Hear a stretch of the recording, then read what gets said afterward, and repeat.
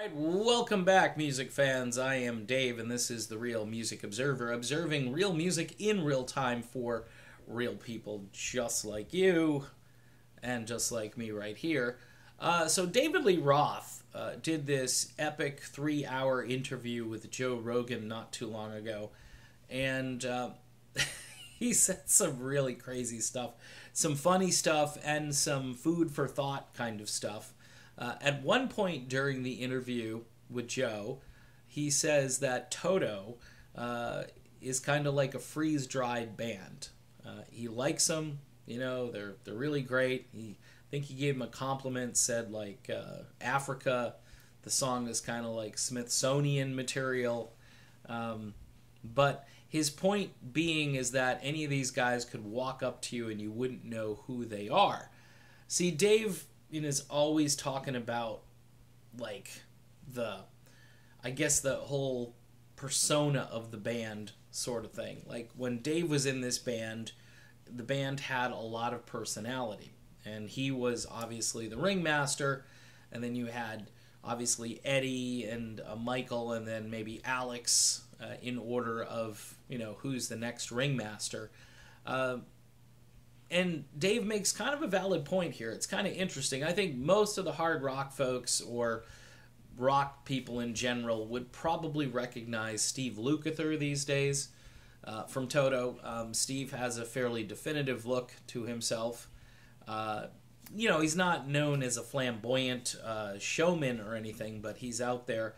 And again, he's kind of like the Jim Peterick of Toto, if you know who Jim Peterick is. And again, maybe I'm proving Dave's point. People are like, Jim who? Steve who?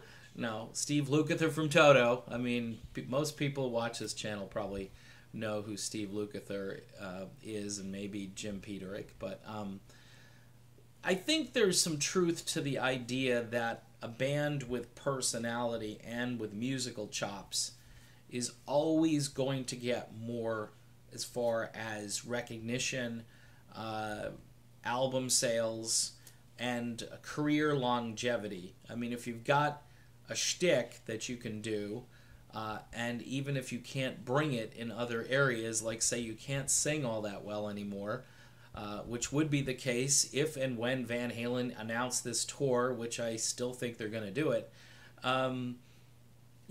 that will take you a long way. Look at Kiss. They are selling out shows.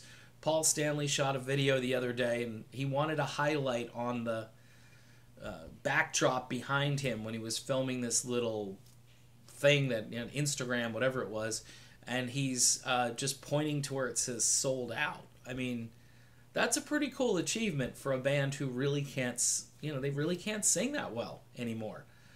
So I think Dave makes a valid point here. I think maybe he was a little harsh on Toto as the example, but there are a lot of faceless bands out there. I mean, the Little River Band would be a faceless band.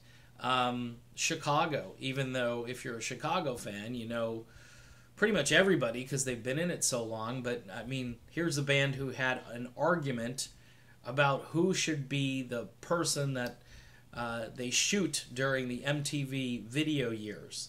When they had Peter Cetera, who was photogenic and who was the primary lead vocalist and so forth, and who was very successful at fronting the band, and then it actually kind of broke the band up because he wanted more control and more power.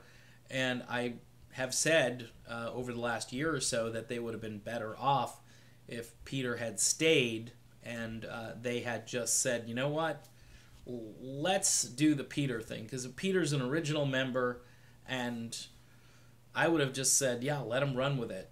If we're selling, 6 million albums each time we release an album, Peter's our vocalist, and if he doesn't want to tour 200 dates, which it wasn't that important, to tour as much back in those days as it is now, I would have given him, anything he wanted.